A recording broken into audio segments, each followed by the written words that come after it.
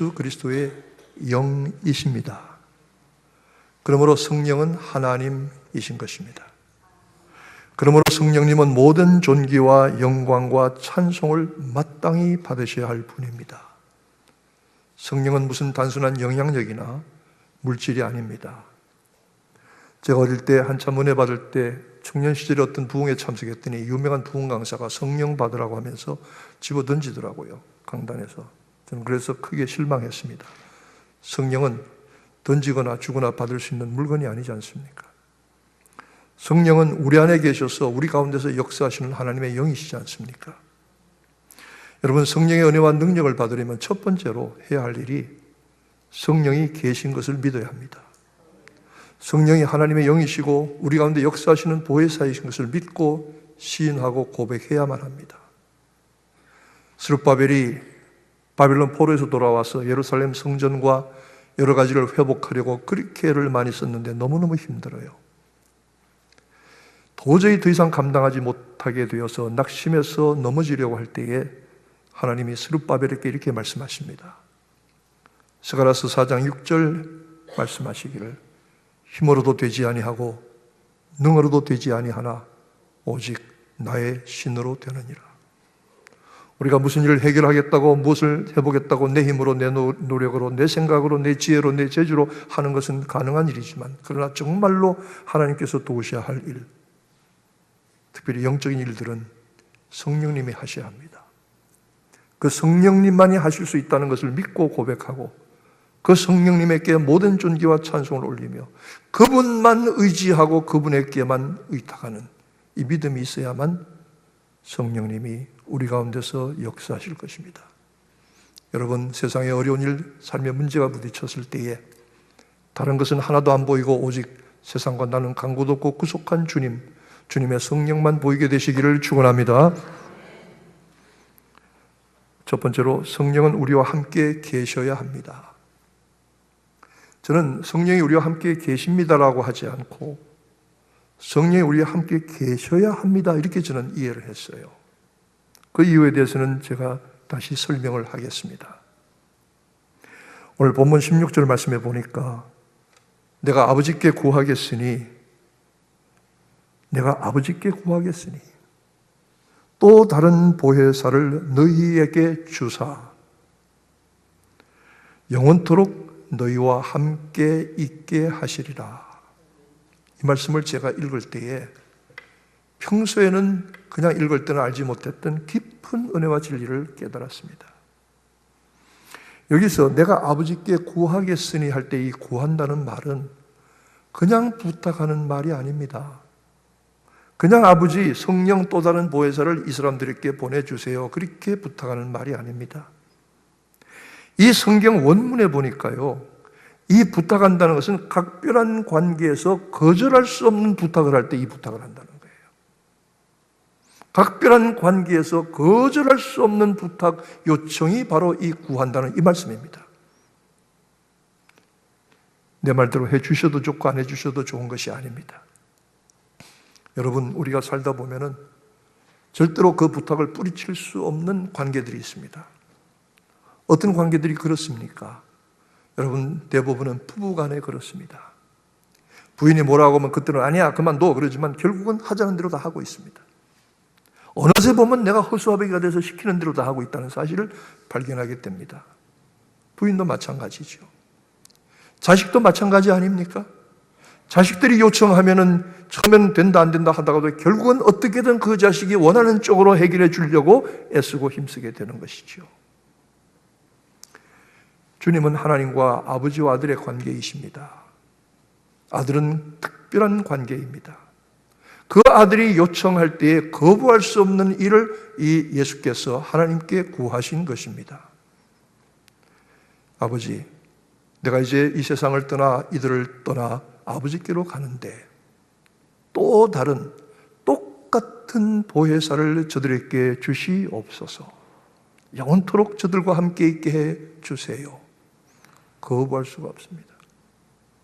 그러기에 저는 성령이 우리에게 오시는 것은 그냥 오시는 것이 아니라 우리에게 오셔야 한다는 것입니다. 하나님의 계획이고 예수 그리스도의 약속입니다. 그냥 성령이 우리 가운데 계신 게 아닙니다. 저는 이 말씀의 깊은 뜻에 놀라움을 느꼈습니다. 성령은 우리와 함께 계셔야 합니다. 여기서 함께 계신다는 것은 어떻게 계시는 것인지 압니까? 내 옆에 딱 붙어 계신다는 겁니다. 떨어지지 아니하신다는 겁니다. 한눈 팔지 아니하신다는 겁니다. 성령님이 여러분 가운데 오시기로 작정했으면, 여러분이 성령을 받았으면 성령이 내 옆에서 딱 붙어서 떨어지지 아니하시고 나를 지키시고 동행하시고 살피시고 내 삶을 간섭하시고 주장하시는 이 성령님이십니다. 그게 함께 있는 겁니다.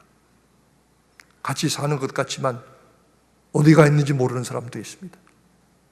누가 그럽디다.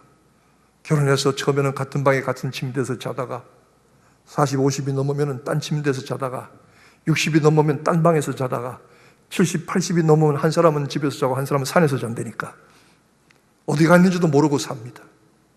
그런 관계 아닙니다. 끝까지 영원토록 죽을 때까지 세상 끝날까지 성령께서 나와 다 붙어 다니신다. 나와 동행하신다. 저는 성령이 이렇게 지독하신 분인지 몰랐습니다. 성령님이 여러분과 밀착하여 붙어 다니시기를 축원합니다. 그 성령님과 동행하시기를 축원합니다. 주님이 그렇게 약속하셨고 하나님이 그렇게 계획하셨습니다. 그러므로 신자에게 있어서 성령이 오시고 나와 함께 계시는 것은 선택사항이 아닙니다. 필수입니다. 하나님의 강권적인 사랑과 계획 안에 있습니다. 성령은 나를 떠나지 아니하시고 버리지 아니하시려고 하십니다. 나와 딱 붙어서 함께 하십니다. 여러분, 우리가 자식들 키우잖아요. 이민 땅 와서 고생하고 아침부터 저녁까지 수고하고 땀 흘리는 게 뭐 때문입니까? 다 자기 새끼들 잘 키워보려고, 어떻게든 이것들 사람 만들어 보려고, 어떻게든 이 땅에서 성공해서 살아가게 하려고, 그렇게 해서 우리가 애쓰고 수고하고 노력하고 별별 모욕과 수욕을 참고 꿀꺽꿀꺽 삼키고 땀 흘려 고생하는 거 아니겠습니까? 부모가 자식을 떠납니까? 안 떠납니다. 못난 자식이라고 할지라도, 부족한 자식이라고 할지라도 부모의 마음은 거기에 가 있고 부모의 몸은 거기서 떠나지 않습니다. 하나님 마찬가지십니다. 우리를 버리지 아니하시고 떠나지 아니하려고 하십니다. 그러기에 성령님을 우리에게 보내셨습니다. 우리를 그렇게 지독하게 살피시고 함께 계시고 인도하십니다. 성령이 우리와 함께 계십니다. 영원히 계신다고 했습니다. 딱 붙어 계신다고 했습니다. 여러분, 성령이 여러분과 함께 계시기를 축원합니다. 함께 계신 성령님을 믿으시기를 축원합니다. 두 번째로, 우리 안에 계셔야 합니다. 하나님도 우리 안에 성령을 보내셔서 계시도록 하십니다. 세상은 진리의 영이신 성령을 보지도 않고 듣지도 않습니다. 왜냐하면 관심이 없어요. 성령이 뭔지도 모르고 관심도 없어요. 그러니까 모셔드리지도 않아요. 신자는 성령을 압니다. 신자는 성령을 믿고 모셔드립니다. 신자는 마땅히 성령님을 믿고 내 안에 모셔드려야 하지만 하나님도 우리 안에 들어와 계시기를 원하십니다. 하나님도 우리 안에 계셔야 합니다. 이게 하나님의 계획입니다. 반드시 우리 안에 계시고 우리 안에서 거하셔야 하는 것입니다. 세상은 성령의 도우심과 인도를 알지 못하지만 우리는 압니다. 그러나 성령은 가끔 탄식하십니다. 성령이 말할 수 없는 탄식으로 우리를 위하여 친히 간구하신다고 했습니다. 성경에 보면은 에베소서 5장 말씀하기를 17장 18장에 18절에 말씀하기를 술 취하지 말라 이는 방탕한 것이니 오직 성령의 충만을 받으라. 술 취하고 방탕하면 성령이 슬슬 떠나십니다. 신자가 술잔 들고 다니면 그 다음부터 성령이 떠나셔요. 성령이 슬슬 피하십니다. 회개하고 돌이켜야 됩니다. 직분자가 술잔 들고 다니면 성령이 떠나십니다. 다윗이 제일 두려워한 것이 뭔지 압니까? 성령이 떠나시는 겁니다. 주의 성신을 내게서 거두어가지 마옵시고 주의 신을 나에게서 떠나게 마옵소서. 제일 불쌍한 신자가 성령 떠난 신자 아닙니까? 그런데 성령 충만이든지 술 취함이든 둘 중에 하나입니다. 목사님 그 얘기 왜 또 합니까? 또 해야 되겠습니다. 여러분을 위해서 합니다. 술 취하지 말라. 이는 방탕한 것이니 오직 성령의 충만을 받으라. 그렇게 하지 않으면 성령이 근심하십니다. 성령이 소멸되십니다. 슬슬 사라져버리십니다. 언제 갔는지도 모르게 성령이 떠나십니다. 그런 사람들 많이 있습니다. 딱한 일입니다. 그러나 성령이 내게 오셔서 함께 계시기를 원하시고 또 성령이 내 안에 함께 하시는 것을 믿고 성령을 받으라. 성령을 받으란 말은 적극적으로 붙들고 능동적으로 잡아 당기라 이 말입니다. 성령이 오셔도 좋고 안 오셔도 좋은 게 아닙니다. 오 성령님 내 오시옵소서. 오 성령님 내 가운데 계시옵소서. 성령님 붙습니다. 성령님을 붙잡겠습니다. 이렇게 되어야 될 줄로 믿습니다. 이렇게 되어지기를 축원합니다.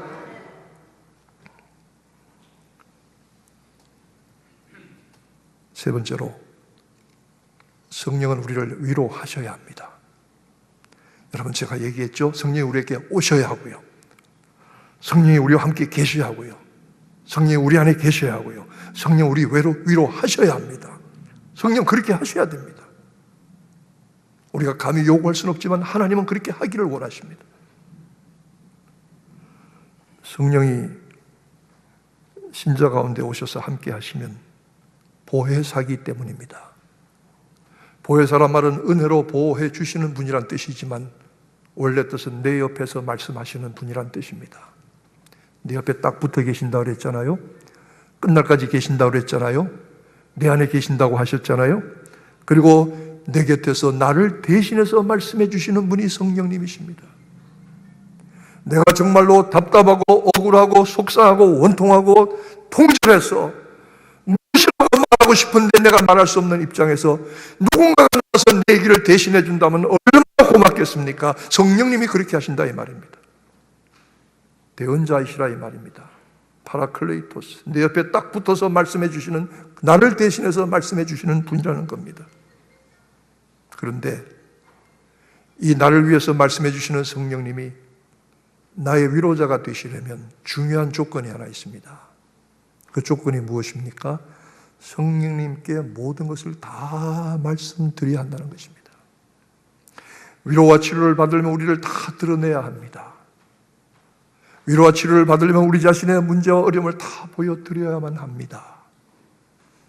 그 전에 교회에서 내적 치료라 해가지고 또는 뭐 가정 구역 모임이라 해서 자기 얘기를 다 내놓고 기도의 제목으로 했습니다. 그래놓고 시험 받는 적이 있었습니다. 심지어는 목사님한테 와서도 내적 치료를 받겠다고 자기 문제를 다 속속들이 얘기했는데 그러고 나니까 그게 후회가 되는 거예요. 그래서 신앙의 갈등을 일으킨 사람도 봤어요. 그거 아닙니다. 정말로 중요한 마음속에 어려운 일과 고통스러운 문제는 성령님께 다 내어 보여드리세요. 다 보여드리세요. 그분이 안 들으실 리가 없습니다. 그분이 그만하라고 하실 리가 없습니다. 무슨 속의 형편이든지 다 그대로 말씀하세요. 말씀하세요. 제가 한 10년 전에 캐나다의 피로보로라고 하는 토론토에서 한 40분 올라가는 자그마한 도시에 부흥회를 갔습니다. 그 목사님이 저보고 부흥회 오라 그래서 부흥회 어간에 저보고 목사님 여기 호숫가에 우리 산책 가십시다. 갔더니 거기가 조셉 스크라이번즈라고 하는 분의 살던 오두막집이 있고 그분의 무덤이 있고 돌 기념비가 크게 하나 있습니다. 여기가 뭐 하는 데죠? 이 조셉 스크라이번즈라고 하는 분이 아일랜드 사람인데 캐나다 와서 살았습니다. 그런데 그가 아일랜드에서 약혼자를 한 번 잃었습니다. 결혼 전날 약혼자가 말을 타고 자기에게 오다가 물에 겨울에 빠져서 폐렴으로 세상을 떠났습니다. 슬픔 가운데 캐나다로 이민을 갔습니다. 캐나다로 이민 가서 그곳에서 생활하고 또 다른 약혼자를 얻었는데 그 약혼자도 병들어서 결혼 전에 죽었습니다. 두 사람의 약혼자가 다 병들어 죽었습니다. 평생 독신으로 살았습니다. 슬픔을 가지고. 그러나 그는 평생 나가서 전도했고, 그러나 그는 평생 나가서 어려운 사람들을 도왔고 어려운 아이들을 가르쳤던 사람입니다. 그가 아일랜드에 있는 자기 어머니가 너 요새 잘 있니? 어떻게 지내니? 네, 어머니 제가 잘 있습니다. 그리고 답을 써서 편지에 보냈는데 그 편지에 적어보낸 시가 뭔지 아십니까? 그가 그 슬픔 가운데 그 어려움 가운데 자기 어머니에게 적어보낸 시가 하나 있었는데 그 시가 바로 죄짐 맡은 나의 구주 어찌 좋은 친구인지 죄짐 맡은 나의 친구, 어찌 좋은 친구지. 어찌하여 우리 주께 모든 것을 아뢰지 않는가. 주께 고함 없는 거로 삶, 은혜 도움받지 못하네. 죄인들이 어찌하여 주께 아니 고할까. 마음속에 슬픈 근심 걱정 있는 사람 다 주께 고하세요. What a friend we have in Jesus. 예수 얼마나 우리의 좋은 친구이신지, 죄짐 맡은 우리의 구주, 그분에게 다 아뢰어라. 그분에게 다 말해라. 사람에게 도움과 위로 받으려고 하지 말고 성령님께 다 말씀드려라. 그러면 그는 너의 진정한 위로자가 되실 것이다. 그가 우리를 품으시고 이렇게 말씀하실 것입니다. 다 안다. 내가 다 알지. 내가 네 마음을 다 알고 네 눈물을 다 알고 네 슬픔을 다 알지. 네 답답한 마음을 내가 알지. 성령님이 우리의 위로자가 되십니다. 나의 마음, 나의 형편 다 아십니다. 그러기 위해서는 우리는 그분에게 그분이 나를 도우실 분인 것을 믿고 인정하고 시인하고 고백하고 또 우리 자신의 마음을 다 틀어서 내어 보내드리면 성령님은 떠나지 아니하시고 우리와 붙어 계셔서 위로자가 되시는 것입니다. 신자는 이 위로를 받아야 합니다. 여러분, 성령님을 통해서 위로받으시기를 축원합니다. 성령님을 통해서 위로받은 사람은 담대합니다. 성령님 통해서 위로받은 사람은 더 이상 세상 염려, 근심, 걱정에 매이지 않을 수 있습니다. 성령이 주시는 위로가 얼마나 큰지 이 위로를 경험하게 되시기를 바랍니다. 하나님은 신자가 이 땅에서 얼마나 힘들게 사는지 아십니다. 육신으로 오셨던 그리스도 대신에 신자와 함께 하시는 성령님을 우리에게 보내시고 우리에게 위로의 필요도 아십니다. 하나님은 신자와 교회를 도우려고 보혜사 성령을 보내셨습니다. 신자는 그를 믿고 그를 적극적으로 능동적으로 붙들고 내게 베푸시는 위로와 하늘의 은혜를 경험해야 하는 것입니다. 하나님은 성령님을 통해서 우리에게 함께 하시도록 하셔야 합니다. 성령님은 우리 안에 계셔야 합니다. 성령님 우리의 위로 하셔야 됩니다. 내가 원하는 것 이상으로 하나님께서 그렇게 하기를 원하시고 그렇게 준비해 주십니다. 그렇게 인도하십니다. 성령님의 은혜와 위로가 여러분의 삶에 충만하시기를 축원합니다. 기도하겠습니다. 하나님 아버지, 성령님은 우리 안에 마땅히 계셔야 하고 우리와 함께 계셔야 하고 우리의 위로자가 되셔야 합니다. 예수님의 약속이고 하나님의 계획이십니다. 하나님과 특별한 관계 있으신 예수께서 거절할 수 없는 부탁을 아버지께 하셨습니다. 우리도 예수 이름으로 구할 때, 기도할 때 거절할 수 없는 부탁이 되는 줄 믿게 하시고 성령님 우리 안에 계셔서 하늘의 위로와 평안을 얻게 하실 뿐만 아니라 또한 간절히 구합니다. 성령님 우리와 함께 하시고 도와주시옵소서.